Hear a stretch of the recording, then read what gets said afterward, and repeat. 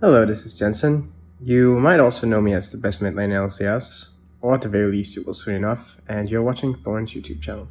So obviously this is brought to you, if you care to support me and like delicious energy formulas, by GamerSupps, where you can get 10% off everything on their store, including the energy formulas, the teas that they have, the waifu cups, t-shirts and stuff. Get 10% off with the code Thorin. You know how it's spelled, Thorin, at gamersupps.gg. I like flavours like lemonade, guacamole, Game Fight 9000. It's secretly strawberry and lime. Check it out. Now we will do some Thorin versus Reddit. Here's a good one.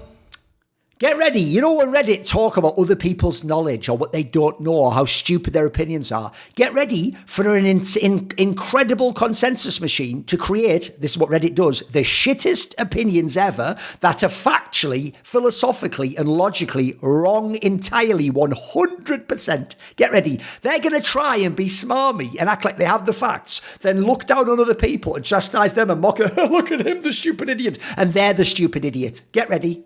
So NRG and Immortals are leaving the LCS, sources say. So in comes a bozo who gets 3,000 points worth of upvotes and he goes, buy CLG. So NRG, according to him, bought CLG. Get ready, that's already factually wrong. Wins a title and makes top 8 at Worlds. Okay, they won a title and make top 8 at Worlds. I don't know what that would have to do with the LCS, by the way. What money do you get for that? How does that make you money, winning a title and getting top 8 at Worlds? That has nothing to do with money, getting money.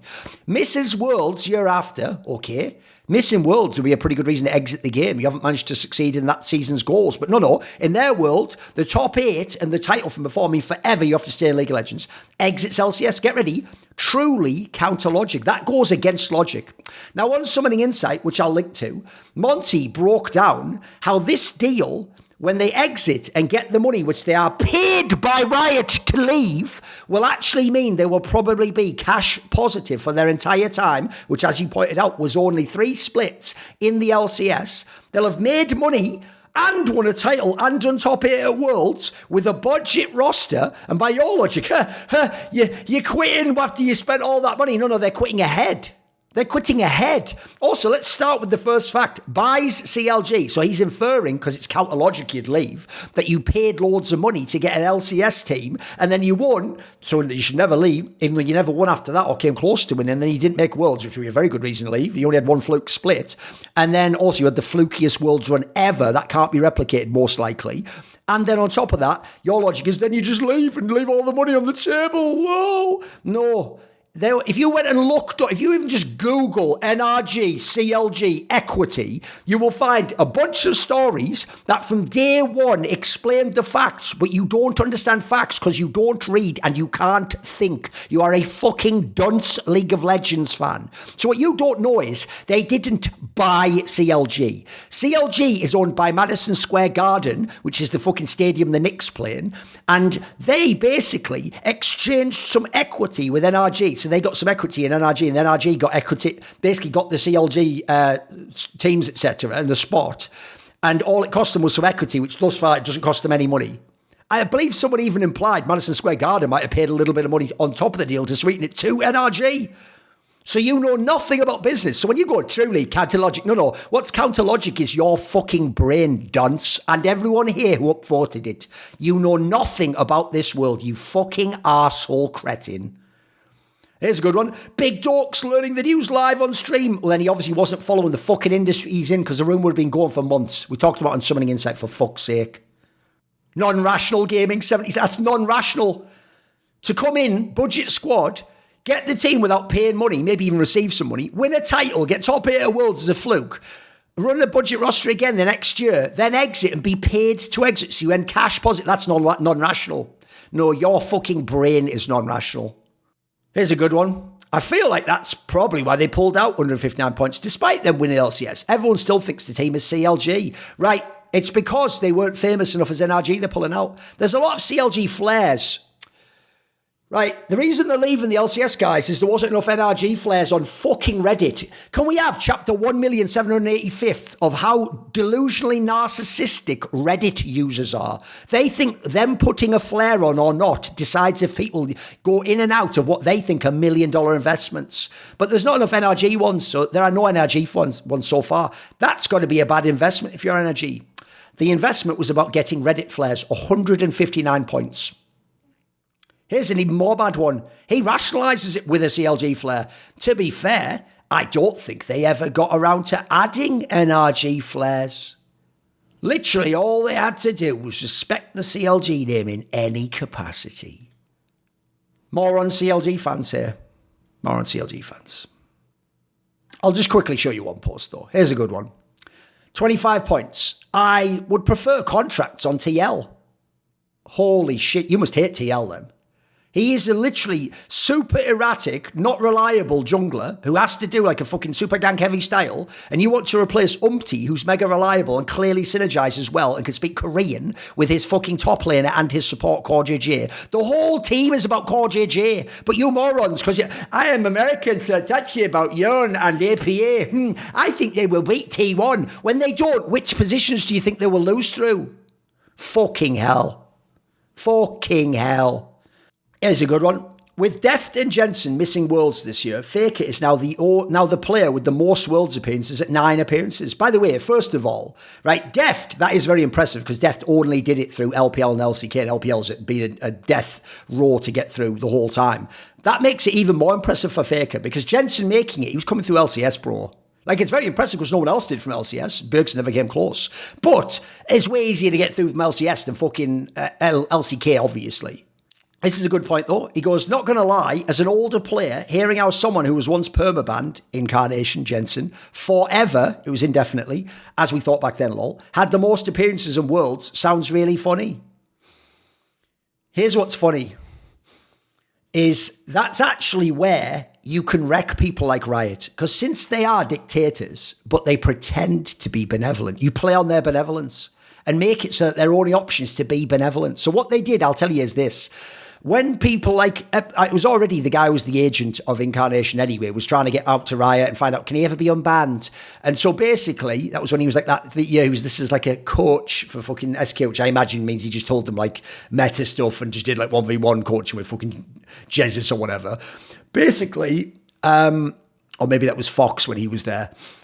I heard that when Jack wanted to bring him over to America, first of all, he's one of the 3 kings with Reggie and Steve Arnett. So magically what they want seems to just happen. Have you noticed how that works? That's because they're in close with Riot. And then secondly, I heard they just tried to treat Riot's thing about being rehabilitated in good faith. They're like, right, what do we have to do? Oh, write like a letter. Okay, we do it. Oh, you got to go a certain amount of time without getting reports. Right, he did it. Right, what about this? We did it. So they jumped through every hoop that Riot probably gave to keep him indefinitely banned. But then because you jumped through every hoop at the end, they had to sort of go, well, shit. I mean, we didn't expect a toxic player to do all that stuff, so I guess you're unbanned. And as a result, oh, what's that? He had a career that you could argue, except domestically. I mean, I still think body of work counts. You could argue he had a better career than Bjergsen, and he couldn't even play for a year and a half like Bjergsen could. Also, apparently Jensen has the record for consecutive appearances. If this is true about Showmaker having 6 consecutive, that's more impressive, though, I've got to say. I would imagine also... Oh no, I was going to say Claylove would, but I guess in Season 3 he didn't make it there. Here's a good one. He goes, NA international GOAT for a reason. This guy goes, I mean, not that I disagree, but attending Worlds is not an international achievement, but a domestic one. Well, that's true, but by your own logic, Bjergsen didn't, by that logic, even though he won more titles, have as good a domestic career.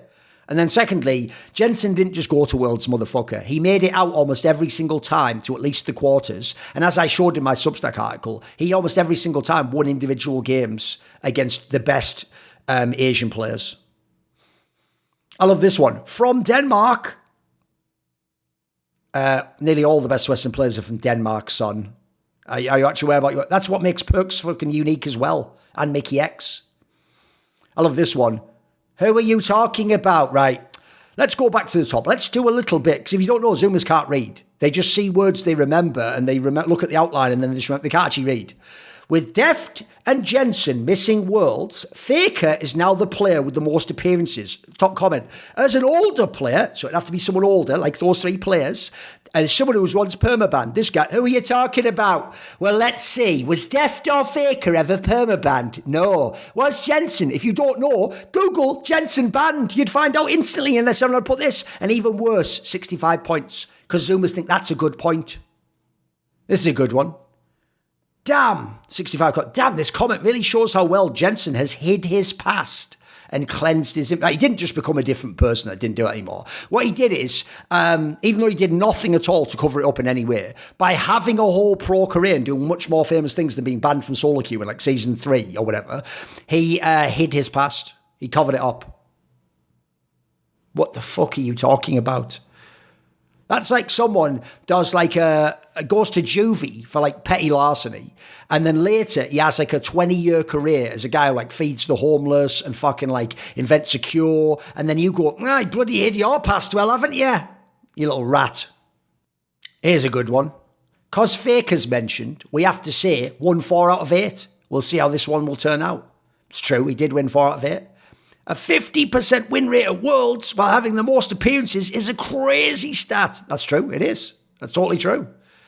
He's never placed below top 4 either. Another crazy stat. These are all legit comments. Here's where it goes wrong. He carried some teams so far. It's unbelievable even in hindsight. What? What?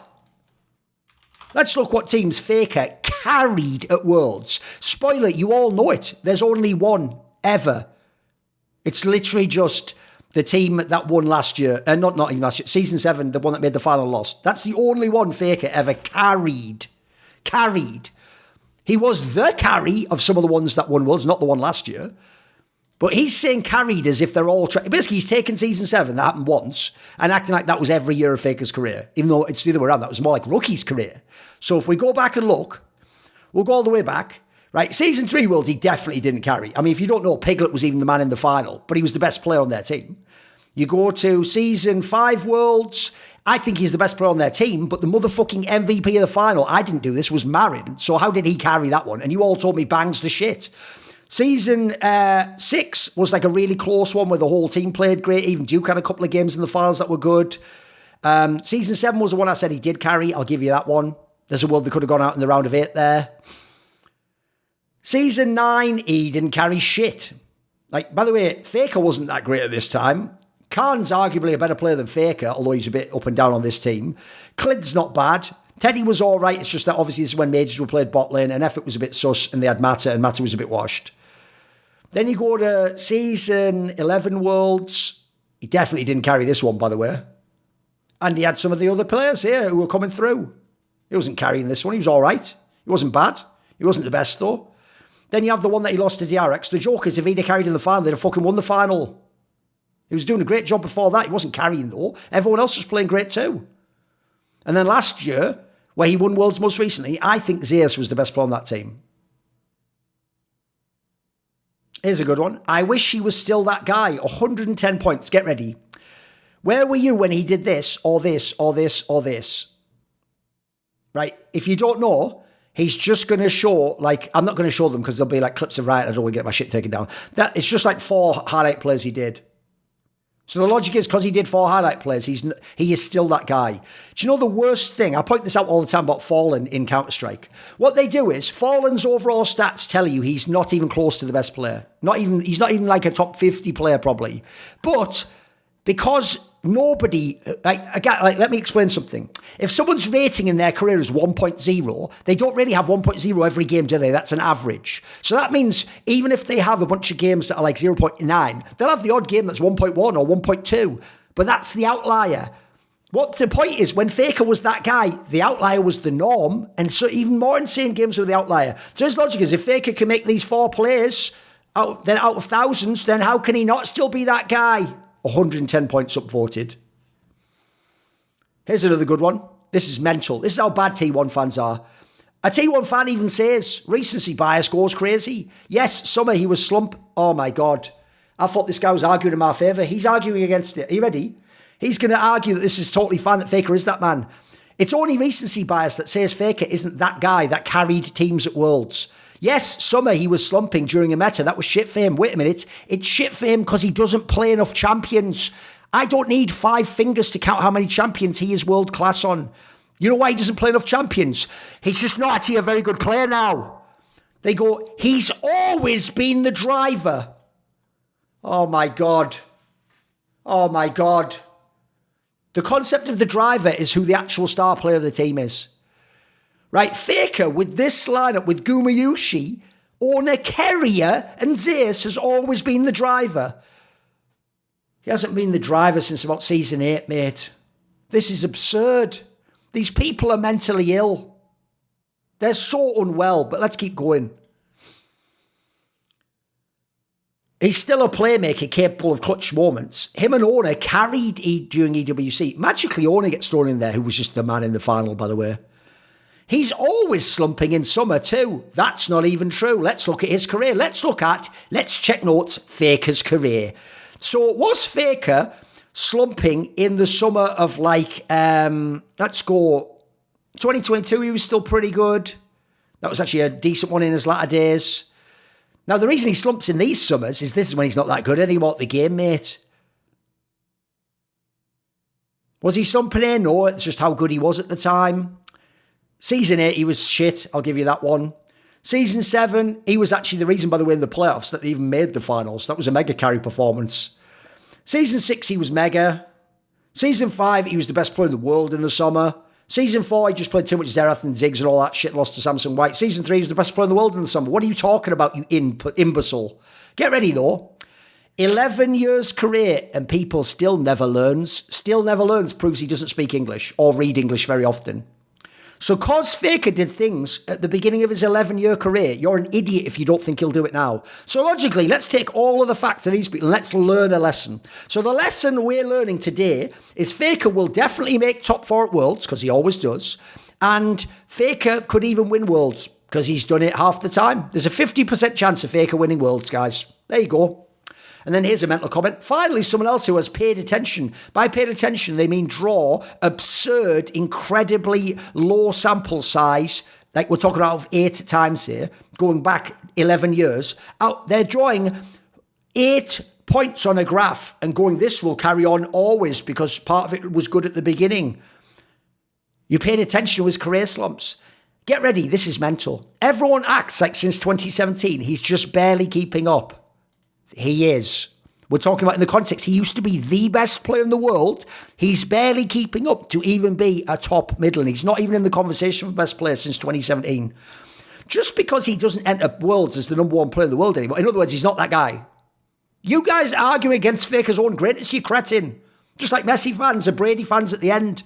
Doesn't suddenly mean all his discipline and practice, raw talent and brilliance at solving the game year after year has gone away. It literally does. Some of those things have gone away. And do you want to know the best reason? Where he goes raw talent.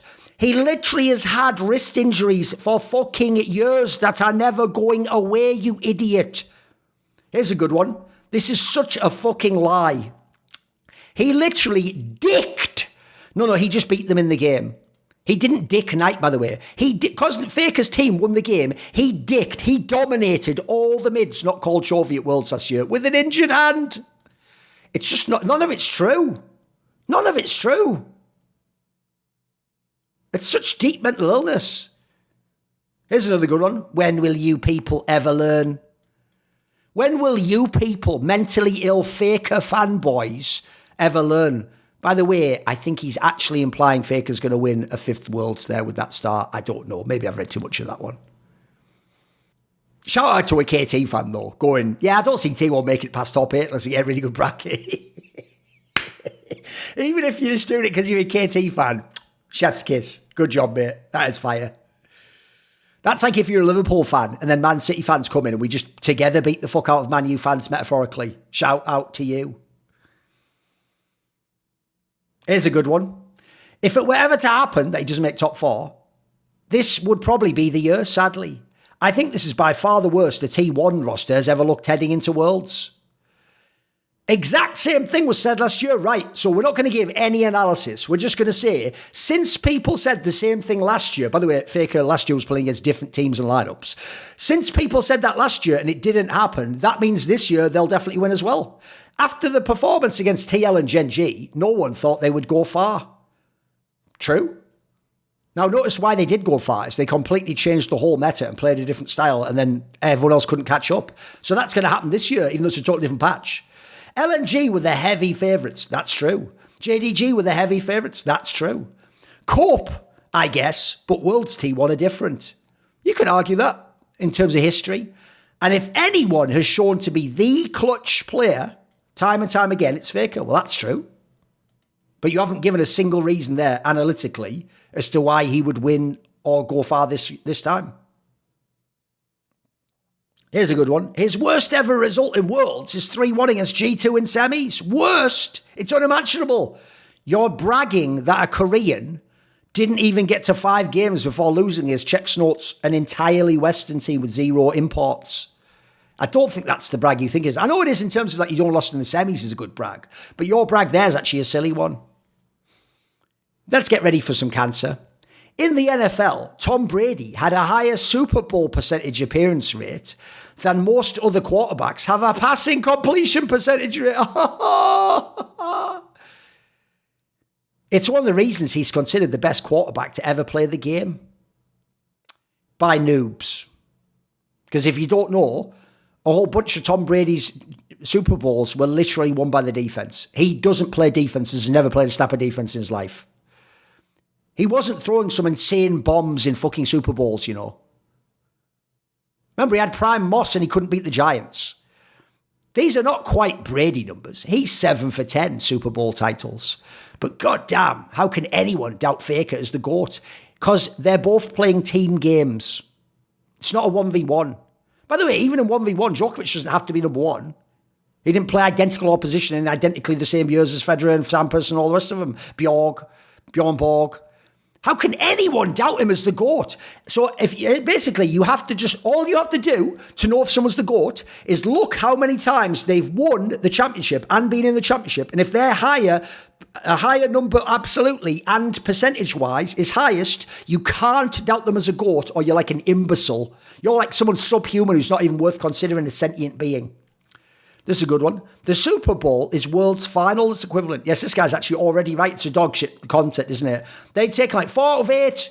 It's like, no. He wasn't in the finals that many times. He was 4 out of 6 in the finals. Brother, it's even better rate, but you're too dumb to say it because you're stupid little dumb T1 fans who need to have everything spoon-fed to you. The analogy would be comparing Faker's finals rate. He does it there to Brady's Super Bowl rate, which is about the same.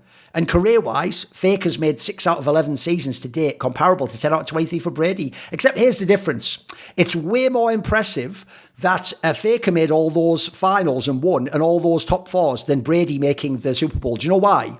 Because the best way to make the Super Bowl is to win your division and then have the best record in the conference so that you get home field advantage throughout the whole playoffs, which is what Brady used to do regularly because he had top 10 defenses constantly and he played in, at the time, the worst division in football. It was a dog shit division with teams that were notoriously shit during his era. And funnily enough, the second he left, not because he left, they then drafted players that made them actually very good teams coming from that division now that are like dark horses to win the Super Bowl. So as a result, Brady used to just farm games, because in your division you get more games against them, farm games against shitters. Then he also had, he was a very good quarterback himself. He had pretty good offenses and he had the best defense a bunch of times, or a top 10 defense, and the best coach ever, in my opinion. So he always was home field advantage in the playoffs, basically. There was a stat once I saw, I think it was like 2020 or 2021, where it said that Brady and Belichick, as in together, was something like 1-7 or 2-7 in away games in the playoffs. So even they, who are being called the GOATs in their positions, had a massive losing record away, because that's the nature of how American football works. I can already tell this Volkor guy, if he's talking to me, wants to irritate me. So you know what? I'll solve your problem for you if you want to antagonize me. It's all good. You can have a different opinion, but you're just being stupid right now. So it's all good. Apparently, because they say this makes someone the GOAT, and I go, no, it doesn't. They go, we can't blame him for that. That shows you're just in love with him, and he's a character that you think I'm now blaming and hating. You're not listening to what I'm saying. You don't care about what I'm saying. So if you don't care about what I'm saying, I won't care about what you're saying. I'll take appropriate action. There's a good one. I like Michael Jordan's 6 out of 6 win rate the most. That's actually not as good, by the way. Like, it is, because Michael Jordan was the carry always and was the reason they won every finals. But it's actually better to be in 7 out of 10 finals and win 7 than it is to be in 6 and win 6. Do you know why? Because making 4 extra finals doesn't make you worse than someone who failed to make 4 extra finals. That's one of the stupidest pieces of logic people actually employ. Similar to this one, look at Bill Russell's win rate, 11 out of 12, right? Bill Russell, as I showed on my NBA thing, which is going to come on YouTube soon, was never even the leading scorer on his team. Sometimes he was the fourth leading scorer. He wasn't the main reason they won all those, or if he was, he had an incredibly well-rounded team, but he was barely the reason. Fully enough, maybe a bit like Faker at times.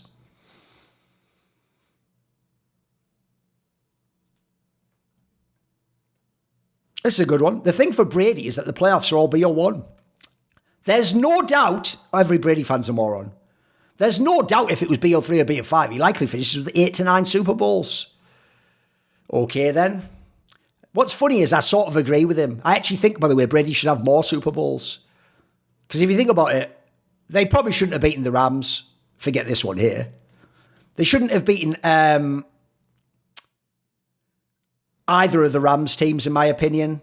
The Seahawks, if they weren't injured, they were. I think would have beaten them. So there's a bunch they don't win. They probably beat the Giants. I think they'd win most of the other ones. And let me think. They were just a better team, but they were mainly because of the defenses. So there's that in it. This guy's just joking, thankfully, but I have seen people actually apply that logic before. By the way, everyone has a 50% win rate. They either win worlds or they don't. This is a good one. He's also lost to Samsung Galaxy 3-2. No, he didn't. No, he didn't. What you're misremembering is that he beat Samsung Galaxy 3-2. Then the next year he got 3-0 swept by Samsung Galaxy and cried.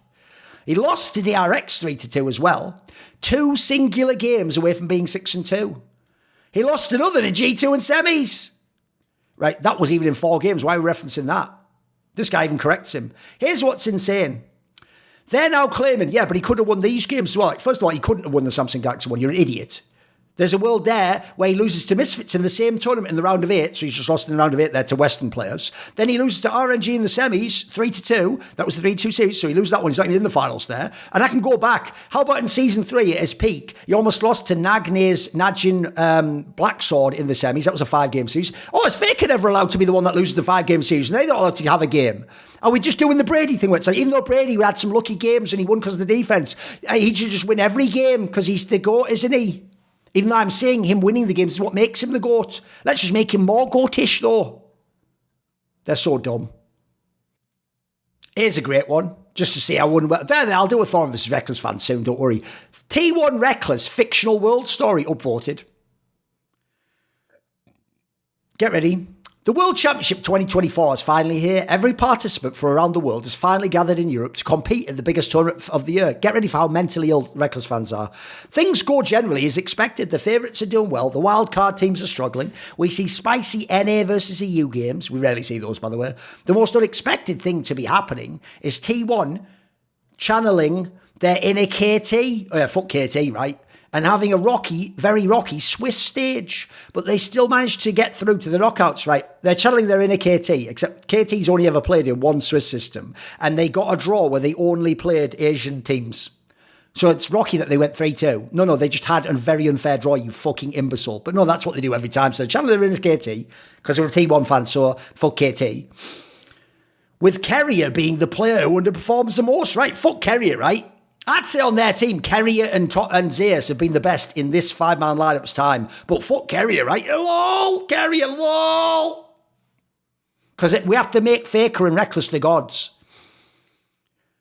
Still, T1 manages to advance to semis, because why not? He always does, right? Where a similar story happens, and they even still manage to fight their way to the finals. Now a Rekkles fan, in his wank fantasy about Rekkles, is just having a wank fantasy about T1 as well. Holy shit, is that a cancerous meeting of fan bases. On the other side of the final, get ready, you know where this is going. Gen.G is waiting. We will get to see the biggest matchup probably in history of League of Legends at the world's final stage. The rivalry that dominated the LCK for 2.5 years. You all told me, guys, that it's not a rivalry if one team beats the other one all the time. Well, Faker only won once against Gen.G in the finals. So logically, he beat Chovy and Griffin, but by your logic, that's not a rivalry. But magically, it is a rivalry again, because rivalries aren't based on who wins and who loses, you idiot. It's about the fact you are rivals. The two teams will meet for one final best of 5 to decide who will be the world champion of 2024. Will it be T1, led by Faker? I mean, I guess he is the captain. The most successful organ player of all time? Or will it be Gen.G, the multiple year favourite? It's in his wank fantasy. It's like as he's wanking over Faker, in the corner, someone's just like fucking beating the fuck out of Chovey's face with a fucking broken bottle. Like, yes, yeah, hurt him real good, daddy-o, hurt him, make him squeal. What a sick fuck this guy is. So anyway, we're already fantasizing about a match that hasn't happened, probably won't happen. And in it, because it's a fantasy, Chovey's just shit, I guess. So get ready. The multiple year favourites who fell short the 2 years before. By that logic, Faker's failed when he was a favourite, you dunce.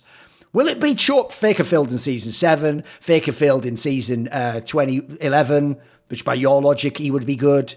Even in season 12, he'd be good. I guess season 12 more than that. Will it be Chovey, who is generally accepted as the best player in the world for some time now? So when it's Faker, he's the GOAT, no contest. If you say otherwise, you're a moron. I guess you could say Faker's generally accepted, by some people. As like the best player or something. He's only won like 4 titles in a row, the MVP. Fuck you. Fuck you, Faker fans. It's the day of the world final. Get ready for how far this goes. It's so mentally ill. It's so mentally ill. It's so mentally ill. Shout out to Sirius for subscribing. It's the day of World's Finals. The match, the storyline, the narratives, the legacy we have all been waiting for is finally here. Gen.G versus T1, Chovey versus Faker. Gen.G is on a 10-series win streak over T1, and soon enough we will know if Gen.G will extend that record by winning the world's title, or if T1 will finally break that streak and claim that title for themselves. Gen.G are deemed. Right, he's even implying in his fantasy that Gen.G aren't the real favourites. They're just deemed that by this conspiracy of them winning all the LCK, and by his own logic, beating Faker like 10 times in a fucking row. I guess you could deem them bloody favourites. They only win our league and fucking all the matches against us. But I guess you could say we're favourites. But this is Worlds, and this is T1.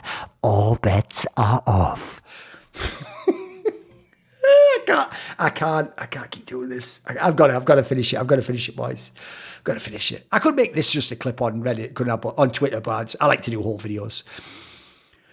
Gen.G takes game 1 in a back and forth 40-minute struggle. Ooh, he's setting up some excitement here. This is interesting. Game 2 is also won by Gen.G. Oh, he set up the reverse sweep, and get ready. In a much more convincing fashion. Gen.G is now up 2-0. Get ready, fuck Kerry again. He's just a whipping boy party. Kerry's struggles continue to plague T1, even in the final. Oh, bro, I can't do it, mate. I can't do it. You know what, the last time Faker was the best player in a World's Finals? In season 6. That was in 2016. It's now 2024. That was 8 years ago. But fuck Carrier, am I right? Because remember, a Faker fan isn't a fan of T1. Fuck everyone in T1 except Faker. Faker's the God Emperor, and they are just fucking psychers or whatever you call them, that you just sacrifice on the altar of Faker to keep the God Emperor's golden throne going. Straight fire reference. Let's see, where was I there? I've lost my place. Everything finally seems to be heading Gen.G's way. I mean, they've already won 10 matches in a row, the LCK, MSI, they're up 2-0. But in your fantasy, I mean, you're the demiurge, you're the Yaldabaoth of your fucked up simulation Gnostic prison. So as a result, you'll now create a world where T1 just wins and Chalky starts playing for Gen.G. Get ready. Past failures are gone. Past choking is as if it never existed. The one who choked on that team mainly was Peanut. He's not on the team anymore. Chovey didn't choke the last Worlds at least. Gen.G's Worlds curse. It's a curse to just not win Worlds. That's a curse. I put a curse on you. You won't be the number 1 of all time in the world. It happened. See, I have magic powers. I cursed you. Seems to have been lifted. Seems is doing all the hard work here. Players are about to walk out for game 3. Gen.G players come out first, filled with confidence. T1 players come out next. Zeus is walking in, followed by Owner, Faker and Guma. There is a small pause. Dim the house lights, ladies and gentlemen. What's going on? This is supposed to be WrestleMania title match. Where's Rocky? Where is he? Where is Keria? He eventually comes out with tears in his eyes, goes to the T1 side of the crowd. This isn't even the way, by the way, that teams are introduced at Worlds. They don't like wrestling, like I just said. Do it like this with like a staged element. And they're like, whose music is that? Oh my God, is that some fruity fucking Swedish house mafia? Is that Rekkles' music? It doesn't happen like that. It's not Jericho and the walls of Jericho. Like, what's going on? Raw is Jericho. Break the walls down. Except ironically, Faker did try to break the walls down this summer. Oh, I do this for a living, mate. Get ready though, let's have this nonsense scenario where they walk out like this. Like it's actually like a fucking AC/DC show with all pyrotechnics and shit. Hey, Springfield, we're glad to be here. It's like, get ready. Waves at them, takes a bow and says, I'm sorry, Gamsahanida. Right, so he'd say it in English to his... Because he doesn't know how to say sorry in Korean. In English, he'd say, I'm sorry, but then say it in Korean. Gamsahanida, which means like, thank you very much. While lifting his arm and pointing to the entrance. It's so sick that this wrote this out. Everyone upvoted and people made comments. It's so fucking mental. You're so unwell. Suddenly, everything feels different. The air we are breathing is different. It is electric. Right, we're now gaslighting everyone, by the way, guys. Even though you're going to say this is a joke. You wouldn't write it out if it was just a joke, mate. We're going to pretend Kerry is just some bomb who doesn't create an electric, exciting atmosphere at Worlds in finals. Rekkles, who played one Worlds final and did dick in it, we're going to pretend he's the god. He's not even playing his old position. He's support, where his team was routinely... He lost the majority of his matches in the Challenger League, I believe, by the way. Out of the entrance comes Rekkles, running, charging to the crowd. By the way, he hates fans, so he wouldn't do that. Hands to the sky, pushing them to get on their feet and hyping them up. Complete fantasy at this point in time. Scream for us, London! As all Rekkles would ever say that, by the way. It's just so... Rekkles is the guy who cries for attention in public, literally. He shouts as he points to the T1 logo on his jersey. Finally, he takes his seat as T1 support, unable to speak Korean. I don't care what you've been told, he does not speak fluent Korean to the extent he could communicate with T1, but you're mentally ill, so don't worry about it. A new life has been brought to the T1 players just because Rekkles enters the server as a fucking support player, who are now full-on confidence. You know what, Kerry? I'm not really confident playing with you. If that was a washed, formerly great ADC from Europe with a terrible attitude, then I'd be confident. Whereas the Gen.G players feel confused. They'd be loving it. This cunt speaks Swedish and English. They would be loving him being... It's so stupid. It feels like their energy and confidence has been sapped away just because Rekkles ran out. By the way, they have to... In this wrestling scenario, they're just sat there the whole time like, oh, what the hell? Oh my God, it's Rekkles. Oh, he's screaming to the crowd. Oh, Gamsadida. You can feel the tides turning in favour of T1, despite being down 0. I haven't even killed a minion yet. Fucking hell. T1 has selected red side, weirdly. I can't do it. I can't do it. It's so stupid. It's so stupid. Like, if he hated T1, this would be really funny. Like, if I wrote... Maybe, you know what, guys? Maybe another day I'll write one of these for you on stream and I'll show you an even more mental version of how you could do this, even more insane. They must have something up their sleeve. Yeah, Rekkles is coming in. It's not Kerrier that redefines the meta and comes with insane picks. It's Checkson's Rekkles. Especially with Rekkles coming in. After a very tense draft, T1 reserves last pick for it.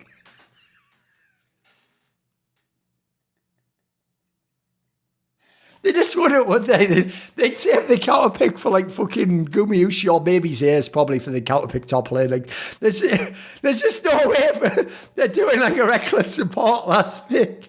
It's so fucking stupid. Okay, let's see what he picks. Let's just see what he picks. A massive roar is heard as the crowd erupts with Rekkles locking in Janna. So this guy doesn't even watch him play. He's just doing a meme from when he used to play Janna and solo queue when he was in the ADC. This is it. This is the start of the potential reverse sweep. Oh, by the way, he actually does the joke at the end. The taco to Fallen. The Fallen to...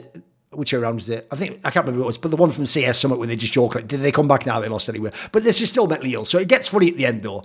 He goes, this is the moment that they will finally beat Gen.G after a very, very long time. And what a stage. They will win Worlds for the 5th time, while also denying it from Gen.G and Chovy for another year. 28 minutes later, game 3 ends. Gen.G beats T1 3-0 clean. Chovy finally gets to complete his destiny, lifting the World Cup alongside the rest of his teammates. Meanwhile, Keria comes out, visibly frustrated, goes straight to Rekkles, who had an even worse performance than Keria, smacks him at the back of his head, picks up a mic and says, we should have brought Poby as our sub instead. Fair enough. You know what? You got me in the end there. You had me in the first half, Snowman Arc. In the end, I guess I was the mark. I was the wrestling mark, wasn't I? I was booing, but it turned out you were just the Undertaker. Well, it wouldn't be the Undertaker, Hollywood Hogan or something. You got me after all. I intentionally didn't read the end there, so fair play. I went in real time. You got me. You did get me on that one. Still, though, this is mentally ill as fuck, but it's all good. And I do secretly sort of feel like you do really believe in Rekkles and T1, but I don't know. I just don't feel like you could write some of that stuff necessarily. Here's a good one. In an alternate timeline, Rekkles locks in his T1 Janna skin. Right, wait a second. The recall animation is hurting out the Fnatic Janna skin. He never played support in Fnatic though. But now he's got a World skin and it's a Janna. We're playing Janna in the final Worlds, by the way, in 2024. This is a good one. All memes aside, well, yeah, why would we talk about what the thread's about? This thread's about you to talk about stuff that isn't about what the thread's about. Rekkles is actually a pretty good support. Only if you look at the context that he's playing in the fucking Challenger League. The Challenger League. Bro, people shit on Froggen for playing in LCS. Rekkles is playing in the Challenger League. Anyone who watched T1A play would tell you the bot lane was the only reason they won games. They didn't win many games. Both solo lanes were a liability 9 out of 10 games. But bizarrely, when that mid laner, who was one of the solo lanes, played for T1's main team, it was the fault of everyone else, including their bot lane, that T1 lost loads of games. Because he's not fake, he's called Poby. Here's a good one. Their bot lane is their strong point, but there's a case to be made for Guwon as their best player of the split. He doesn't even agree it's Rekkles. I disagree. He had really good games, but he's not Rekkles, essentially this guy would have said. This is a good one. Of course, the Janna main is a good support. He practiced the role forever. Now we're pretending 2 splits in LCK Challenger League makes Rekkles, in the world's context, a good support. This is mental. But go ahead and tell me Mickey X sucks dick, though, you fucking moron. How good is Smash actually when he doesn't play with Rekkles? Well, we can't know, can we? Because since he's in Challenger, he's still a developing player. And in past years, obviously, he wasn't as good a player. He's fucking developing, you cretin. I love this one. Even when he was in ADC, Rekkles was rarely about all-in engages and aggressively he was never about that. As if this guy ever went all-in engage. He did that only, I'll actually reveal it later, but there's a thing Hillersang did that forced Rekkles to go all in and have some certain aggressive lanes in a world you all remember, but I won't tell you yet. It's a good one. Maple confirms it's his last year playing professionally. He's obviously playing at Worlds right now. It's a good point. 1,700. When he does, some of these that don't have to be dunks. When he does retire, it likely won't get too much attention due to him largely playing for a minor region. But Maple is a true legend of the League of Legends pro scene. He deserves all the flowers. Here's a good one. He's going to be getting all the attention. MSI was the warning shot. I actually think here he's being American. Worlds is going to be where everyone will bow down to Kylian Maple Mbappe because Mbappe used to play for PSG, not now, he plays for Real Madrid, but he used to play for PSG in the French League, League One. And obviously, Mbappe is sort of, not really, but like Maple, who plays for PSG, so we're going to say he's like him. They're going to play a 2-hour game 1 match versus BLG, where it's a stalemate and no one can end. So they decide the game on a free kick. Now, here's where I actually think this guy, for real, is just an American and he just doesn't know football. Because what he's thinking is, because he's heard the meme about Mbappe and Maple. So he's thinking, well, since he's like a star player, he must be really good at free kicks. Now, the joke is, as this guy points out, Mbappe, I believe, has never scored a free kick in professional play. So, enough said on that one. 580 points. You could see he's trolling there, but I don't really believe it personally. That's a good point. He made if you don't know, he was at Worlds in Season 3 with Gamma Bears. The problem is he had to play SKT in the first round. He's been an international mainstay ever then. 11 years of exceptional work for him. From there to Flash Wolves, the Korean killers in their era of dominance, to eventually PSG Talon. Yeah, I agree with all that. If you don't know, by the way, he won a bazillion BO1s against Korean teams. He won against like Longju and fucking SKT loads of times. I think he might even have beaten Rocks Tigers once, I'm not sure. He and Carsa have to be the minor region GOATs. It used to be a major region, by the way, when he used to go. Sword Art as well. Now there's just 3 players are GOATs from the same team. If they're all on the same team, it sort of implies they're not GOATs because they had each other, doesn't it? Now, I do think of those regions, the 2 I would pick, it wouldn't be Sword Art. There was a time when maybe Sword Art was a very good support player mechanically. I think the GOAT of their region probably should be Maple because he plays the carry role. And after that is Carsa. Carsa just had some choke. Carsa could have won Worlds a couple of times with RNG, with top esports. He's just a bit choky, unfortunately. Levi comes to mind for me. Because he had a funnel Nocturne game, Levi of GAM might be the minor region GOAT over fucking Maple and Carsa. 33 points. Holy shit. This is another terrible one. Westdoor deserves an honourable mention. His fizz was legendary. No. He just had certain gimmicky champions where he could get like 1 game off or almost win a game. He has nowhere near the accomplishments of Maple internationally.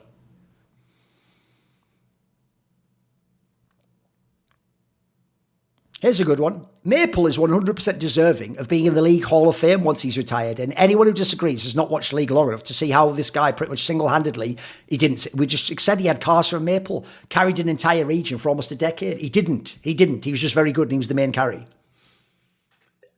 Sounds like you didn't watch his career, bro. Maple means more for Taiwanese League of Legends than any player means for their own region. Holy shit. Right, he's actually saying Maple means more for Taiwanese League of Legends than Faker does for Korea or Caps does for Europe. I think you run well, mate. There's actually something wrong with your brain. Now, here's a great comment. Because see this one here, he goes, I don't disagree, but if they keep it at 1 player per year, he's got a lot of people ahead of him. By that logic, it should only be Koreans and the odd Chinese player. And if we're doing 1 per year for the next, 40 years. By your logic. So we're never going to get it. So don't ever let them put Caps in that elite Hall of Fame. Because by your logic, nope, we have to put the others first. This is technically correct. Maple was the first in an international BOX that Faker played. Assuming we mean on LAN in the Riot circuit, we're not counting the Stars Wars and shit like that. At least these are all positive comments, to be fair.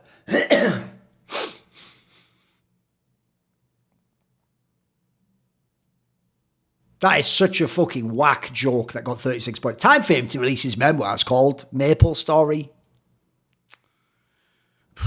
Boo. Boo. Here's a good one. Bwipo. Everything about Europe is great, except the pro players who are absolutely boosted, don't see it, and pretend like they're not. And they have egos. Self-awareness levels, 0. Those people, not you, those people. Fuck those people. Well, I can agree on that last part. I legitimately thought, 21 points, that the joke he was making when I first read it, and everyone, that was the joke let's have a look what the comment was he was replying to. Pretty sure Bwipo was just describing himself as a fellow EU top laner, great roast. I legitimately thought that was the joke he was making when I first read it. Get ready. It's one of those morons that thinks the whole world's here for him. So he's not actually going to watch the clip we're talking about, then have an opinion. He's just going to go, here's my reaction like an animal to just external stimuli. When that happened, before I even watched the video, which I never did as he fights out there, here's what I thought. Well, why would that be of any value or interest to us, you fucking narcissist? He goes, and everyone is in here like he's taking shots at their favourite players. Except the pro players who are absolutely boosted. That's the players in Europe, bro. So yes, he's taking shots indirectly. And since you didn't watch the video, how would you know if he's taking at their players? Later on, he mentions their favourite players, you dunce. Get ready. Maybe that's just how I read it. I didn't watch the clip. 22 points.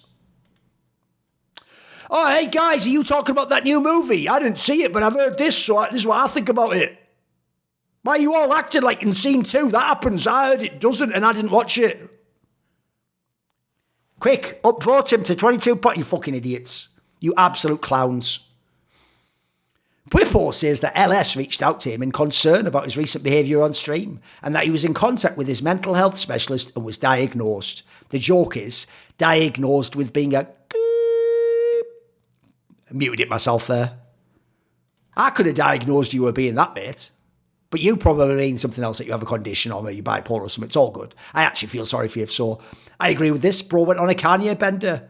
Yeah, he absolutely might have had like a mental health episode. It's why initially, even though it was funny, eventually I thought this is just fucking sad. He's obviously just lost his shit, hasn't he? He's actually, this is a form of self-harm to his reputation and his friends even, for fuck's sake. Like he potentially has damaged his reputation with fucking Illasang now. This outrageous.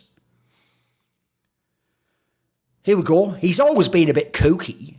That whole girlfriend bit was ridiculous, right? That's how you know someone's a fan of Bwipo.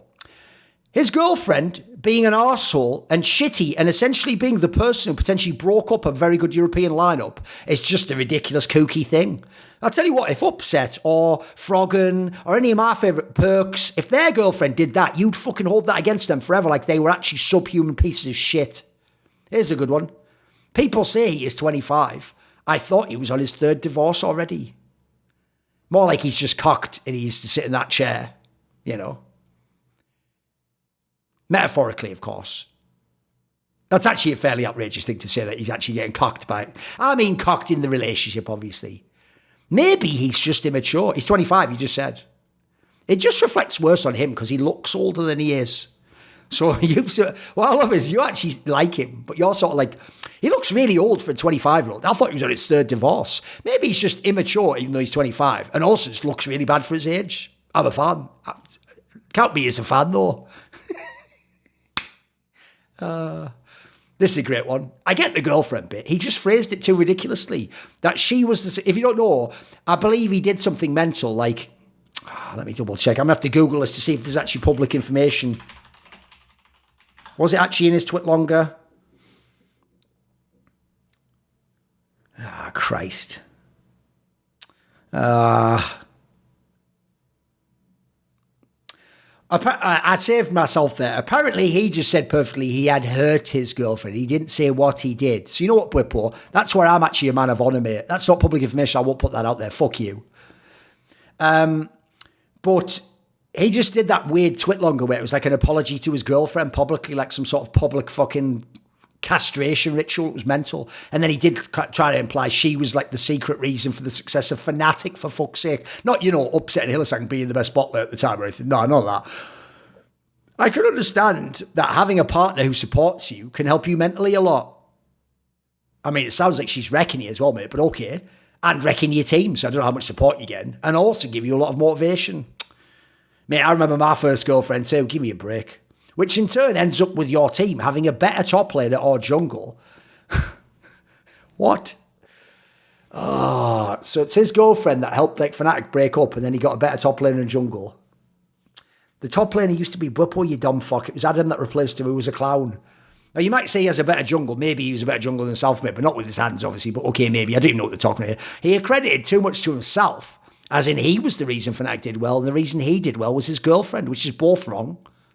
I mean, we can't know that, but I get you. I agree with you. But I get the thought process. I don't get the thought process. Why are you agreeing with that at the end? I think the case with Hylissang is actually similar. In both scenarios, it was a person he cared about and went too far in a direction. Crediting the person / going too far and defending them by flaming others, that's actually accurate. Putting them on a pedestal and making a mess of things. Yes, I defended him on the girlfriend comment and still do, moron. You would hate anyone else who did anything vaguely. They hated on Perks for just losing a few games. I think it was just a weird phrasing of him, like they'd never be charitable like that to anyone else. He wanted to appreciate publicly how much of an emotional support she was in a hard time, and the weird phrasing plus bad timing. Why can't it ever just be that he accurately said what he wanted to say?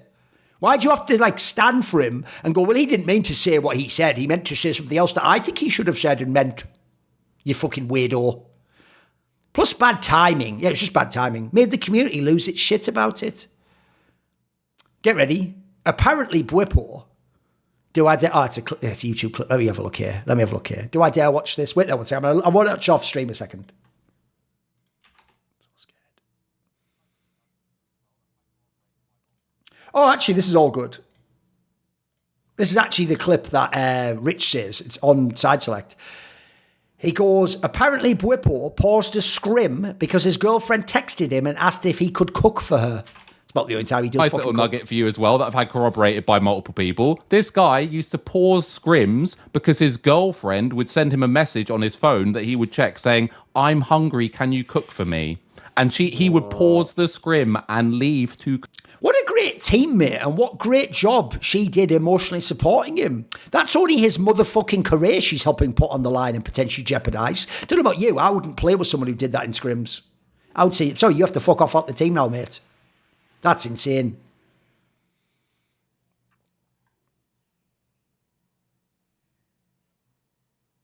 Here's a good one as well. This is how bad Bwipo fans are defending everything. Forgot to mention, he also said he reached out to the people he felt he needed to apologise to. No, don't do that, bro. Don't reach out privately and apologise for things you said publicly. You said things publicly on the record about people, so you will now, on the record, apologise like you did to T1, you little bitch, to Effort, and because we were all homophobic against LS, and you apologised for my behaviour publicly, you fucking cretin, and you apologised to your girlfriend publicly, so apologise to everyone you slandered publicly on stream, just like you did before, you fucking coward and hypocrite. And then this joke's pretty good. Hello, Merwin. I wanted to apologise and say that I'm truly sorry. I'm so sorry. Your Niddly is absolute dog shit, you boosted freak. Yeah, I mean, how are you going to apologise for that? It's mental, isn't it? That is basically what he said.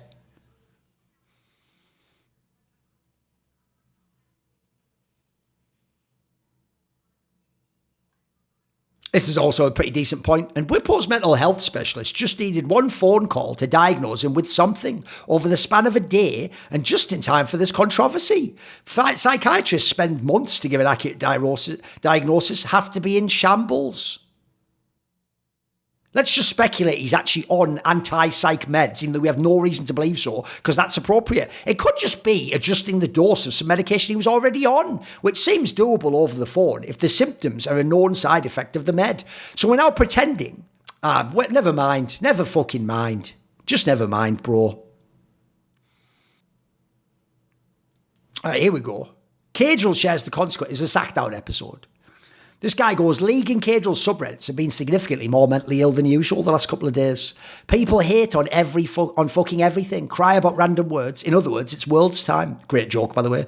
He goes, there's always an idiot has to come in and go, even though you understand this, I'm going to pretend you don't, and I'm the genius that figured it out. And do you know when you get a lot of fans, within a lot of fans, you're going to have some arseholes, so there'll be arseholes. So that means that since in big fan bases you can have a lot more bad fans, every big fan base is identically the same and you just get bad fans. So go to any huge personality subreddit and you will find the most parasocial, obsessive drama over the tiniest things, like someone not following someone else or some nonsense.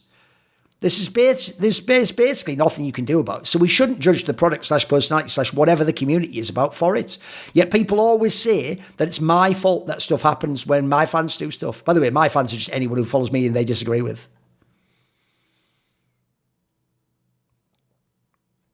His sub is awful. He's such a likeable guy, but his fans are actually morons. I sort of agree, unfortunately. But then again, here's the thing. I'm friends with LS, and I also think his fans are morons. I think, unfortunately, who knows? I don't feel like mine are as bad, but I feel like whenever you're a big guy like that who's telling people like the way shit is, you attract idiots who go, yeah, I also thought the shit. I'm smart like you. Fuck everyone else. I agree, though, they are morons. Here's a good one. Damn, D'Amato, so Dom and Yamato, don't miss when it comes to getting guests. Kind of funny that people talk shit on Dom frequently, yet he clearly has the respect from the players who agreed to do these shows. Are you ready? Someone replies, the Crackdown had so many high caliber guests, it was a treat to watch. Let's see what we just inferred from that was agreed with by this sub, but they'd never agree with this about me. Do you know who got all those insane guests for the Crackdown? Where at the time, at their peak, I could get like Caps, fucking Perks, loads of the best players of all time, Alfari, right? When I got these players, it was me who booked the guests.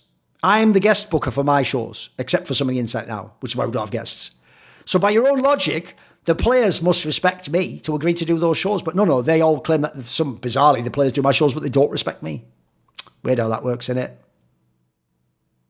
He's right. The West got all the best possible draws, almost, except for Mad Lions, who, remember, was the lowest seed. I mean, that's a bad thing, by the way, but okay. Get ready for one of the worst comments I've ever seen in my life. 270 points. People agreed with this, that this made sense. Since there are no rematches, because in some Swiss you don't have to do this, but they do, they make it so you can't be drawn against the same opponent again. By the way, that wasn't even true last year, but I believe they might have instituted it for this year. Let's double check actually. But I know last year it wasn't, because remember, there was a team, wasn't it like D plus or something, that played a team twice? Does anyone remember what I'm talking about? Didn't they play the same team twice? Wasn't it? Yeah, there you go. KT played D plus twice. Since there are no rematches, facing a very strong team first really isn't that bad.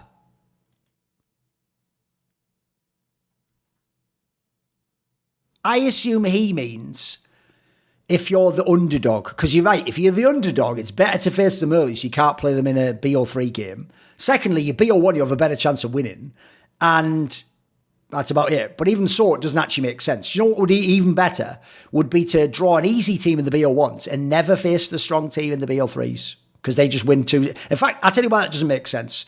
Because if you don't play the strong, very strong team, so like a favourite, in the first 2 rounds, odds are they go 2-0 and then win their 2-0 game and they're out of the. So you'll never face them in the decider at the end. It's actually very unlikely you'll face a very strong team in the 2-2 games. None of this makes sense.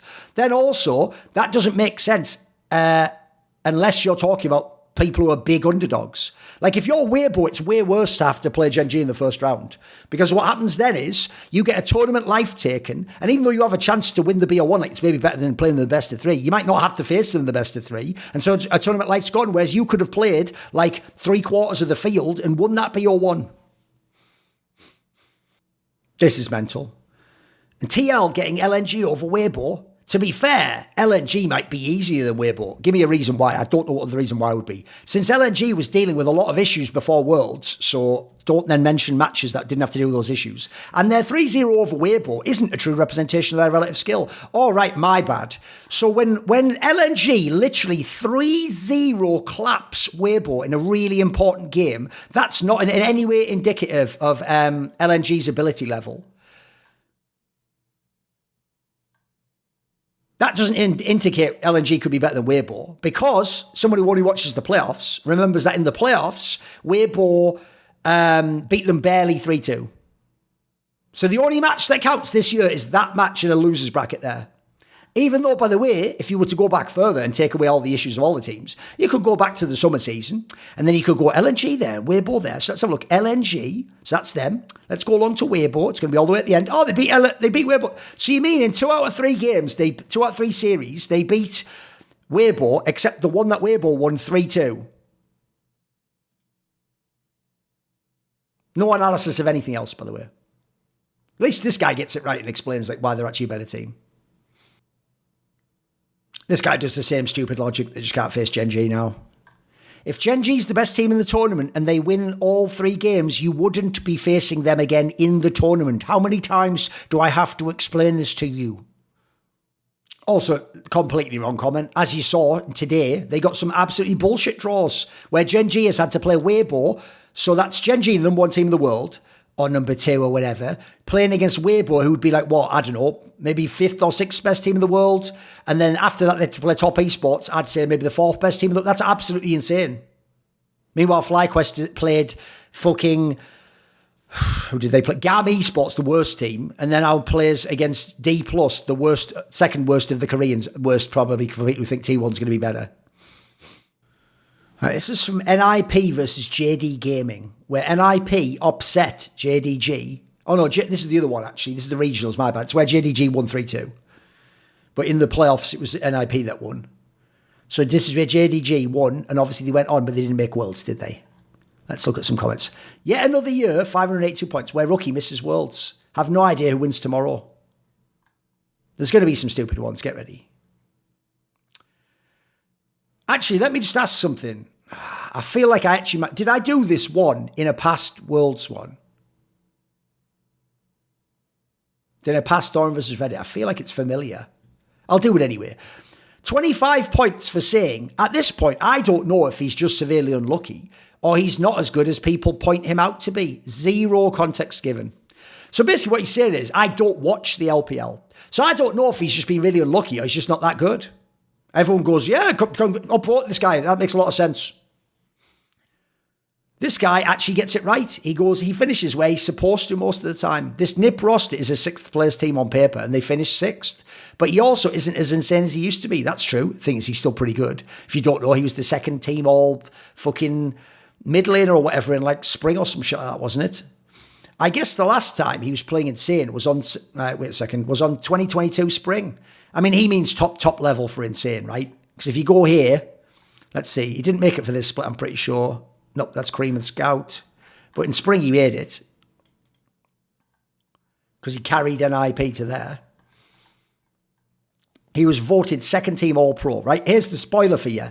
If Rookie being 2nd team All-Pro in the motherfucking LPL means he isn't insane, then how insane did he used to be at his peak? You're right, incredibly insane. In my opinion, I don't call him the GOAT, because I think probably you need to put some accomplishments in that. I call him the BOAT, best of all time, best player I ever saw play League of Legends for years and years and years and years. Still been playing at a high level for the last 5 years. Faker hasn't. I wouldn't say he is unlucky. It's just difficult to qualify for Worlds from the East. He was unlucky, except the outs had some bad lineups. He was unlucky to have bad lineups. Even in this series, he was great in some games, but got caught multiple times. Motherfucker, Faker's played some bomb-ass games in the made Worlds. I wouldn't say that as being unlucky. Gen.G were just better. The same thing is going to happen in LCK, where BDD or Showmaker or Faker just pick 3 players. And then when he even doesn't make it, you're right. Yeah, good. Right, he hasn't been S tier, guys, for the last 2 years, even though I just told you he was voted 2nd best mid in the LPL in spring. I agree he's below Knight and Scout, etc., but it's not as though he absolutely deserved to be at Worlds this year. I mean, by that definition, if 4 teams go and he was 2nd best mid in spring, you could argue maybe he did, but his team wasn't good enough, so I agree his team didn't make him want to go. At least this guy acknowledges that the IG team was holding him back. One day I'll do a video like that import. Maybe I'll do it soon, where I just go through Rookie's whole career and show you all the insane carry performances where people just wreck him and int him, including even Season 5 Worlds. Get ready. Half LCK fan, by the way. Even fan of mid laner. This guy's an all-time dickhead if you know him on this subreddit. Half a decade. By the way, when you see dickheads, downvote them on site. They deserve to be kept out the scene. Half a decade without an international appearance for Rookie. Huh? He put the huh to sort of imply like, so much for this guy, right? Korean guy playing on Chinese teams. Truly the 2nd best mid laner of all time. He's trying to imply that this means Rookie can't be the 2nd best mid laner of all time because he hasn't made an international appearance for 5 years. He can't be 2nd best because of that. By the way, let me just look something up for you. Watch this. See this guy? Uzi Eye. You call him Uzi. Uzi Eye. Let's go and look. Worlds 2019. That was 5 years ago, wasn't it, guys? Now, let me know, who does everyone on Reddit call the GOAT of ADC? The best ADC of all time. But he hasn't had an international appearance for 5 years. Convenient. Oh, God. In an individual sense, RNG fan, he can be credited with many things. He can carry in regular season and some BO5s. This is one of the worst takes I've seen. But not in these high stages. He makes mistakes. Oh, these other players don't make mistakes. Like, by the way, this is such insane gaslighting and retconning. 2nd best mid laner is someone else from LPL. Xiaohu, Knight. Oh, Knight doesn't ever make mistakes in big high stages, right? Wookie not only won Worlds, he's been in semis twice, by the way. And also, Yigao in their given moments. Yigao is greater than Rookie. Yigao. Holy fuck. They have been a reason why their team's qualified, while Rookie doesn't do that. This is mental. This is actually fucking absurd. They're just rewriting the guy's whole career because they never saw it. They never saw it. Another good one. 94 points because every Faker fan's a hater. 0 international appearances in 5 years. Rookie Glazers, is this your GOAT? It's a team game, dickhead. Go back in time and give Faker Rookie's teams. Tell me how many Worlds he wins. Here's a good one. Team game. 3 major trophies in 11 seasons as a pro, but some people think he's the 2nd best player ever. Faker had won more after 1 year as a pro. Your side a better team. Uzi Eye was called the 2nd best player when he was still playing the whole time by pleb fans who just watch Reddit. Let's count his trophies. He won the LPL. We're not counting Asian Games. That's an international tournament. We're not counting Rift Rivals. MSI, there's the second one. Spring, there's the third one. That's it. We're not counting All-Stars. So he won 3 trophies in his entire career. And he used to be called second best player of all time. These people aren't inconsistent. Also, why would that stop you being the second best player if Faker, who you think is the best player, won more? Makes sense, dickhead. People think he's Wilt Chamberlain. Actually, that would be an excellent analogy for him. Wilt Chamberlain had some underpowered teams. He was the giga carry, and he was a way bigger carry than Bill Russell, who won way more titles. But he's more like James Harden. That's utterly fucking pathetic. Because James Harden was a notorious choker in the playoffs who let his team down a bunch of times. Faker is Wilt if there was no Bill Russell Celtics to stop him. Right, now Faker is Wilt. Faker is just the greatest player all the time. It's so fucking sick the way these people think. They're so mentally ill. Last one. Who are the current big talents out there in LEC and LCK? So I'm a passionate of LOL esports, and I watch pro playing for 7. He doesn't speak English. Specifically LCK, where I see almost all top tier games. I've been realizing that there is somehow a lack of potential. New talented / gifted players nowadays. That's nonsense, by the way. I still remember back when we had some good players with great potential were picked up from good teams like Caps from Fnatic. Right, Caps was already the best player when he left Fnatic. But you're acting like he was a good player. He was on Fnatic. I can't see what's going on here. Nothing about this he didn't watch pro play. There's none of this makes sense. Or he's a moron. Teddy from T1. Teddy's potential was on Jin Air, where he was Giga Carry, and he actually had troubles on T1. Chovy, Lehens, and Tarzan, not even Chovy, Viper, and Tarzan, for fuck's sake. From Griffin, they already, by the way, were almost winning the LCK a bunch of times, and they were at Worlds together, but they were picked up as like good talents from Czech's notes, like second or third best team in the world. Like, what? None of this makes any sense contextually. Showmaker from Damwon. El Yoya from Mad Lions. He came along in fucking 2021, bro. Get ready. It's all none of the logic makes any sense here. Zeus, Owner, and Guma. Not even Carrier. We're picking Owner over Carrier from T1. And others. Just and others. Nowadays, I don't perceive great talents coming to these pro leagues as potentially really good players. Because you're a moron. Because you just don't know what you're talking about. Get ready for the ultimate proof he's a moron.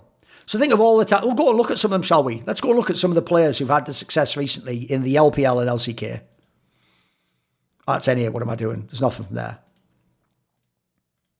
I'll do Q&A after this one, by the way. I'm getting a bit tired. Oh, and I've got that NBA thing to do too. Will I do that? I'll still do that. Fuck it. We'll still do that. Don't worry about that. It's not going to be that long anyway. I'm just finishing it off, aren't I? So we'll go to summer season here. We'll just look at the players that play in the league, shall we? So there are no talents coming up that have the potential to be really good, right? So let's look who we have. So we have Piers, who a lot of people were saying is like the best ADC in the world. I don't think so. He came along, but we're just going to ignore him because not convenient for your story. Zika finally got to a very good level this summer, has won the World Championship, has only been playing a few years, wasn't a top player before that. Delight is a sensation in the last 2 years, could go down as one of the best Korean ADC support players ever, by the way. We have Lucid, is literally a rookie this split and has already helped them get to Worlds and looks like he could be potentially one of the best junglers of all time if he keeps going. Aiming only came online the last couple of years and got really good after he had those problems in a Freak of Freaks. Starting to look like he's peaking. There's even some players on these teams, like Fear-X, obviously in Kwangdong, had a bunch of players that everyone was impressed with. Perfect came along this season, showed some decent games, didn't he, in top lane for KT? But because you don't know them and are a moron, none of them are good. LPL, let's go have a look. I mean, let's just ignore that Milky Way had maybe the greatest rookie split of any jungler to ever play any region. It was unbelievable. Jun, by the way, has only been around a few years because he was like a sub at this point in time. And looked amazing in terms of like hands in spring. It looks like he can be one of the best if he joins a different team. Who else do we have? El Canon only really hit their peak this year. And actually, that's the last couple of years they came along and being called the best in the world at their positions. Missing is a guy who was playing on WE a little bit back in the day, and played with Imp a little bit. Last couple of years was looking like the best support in the world.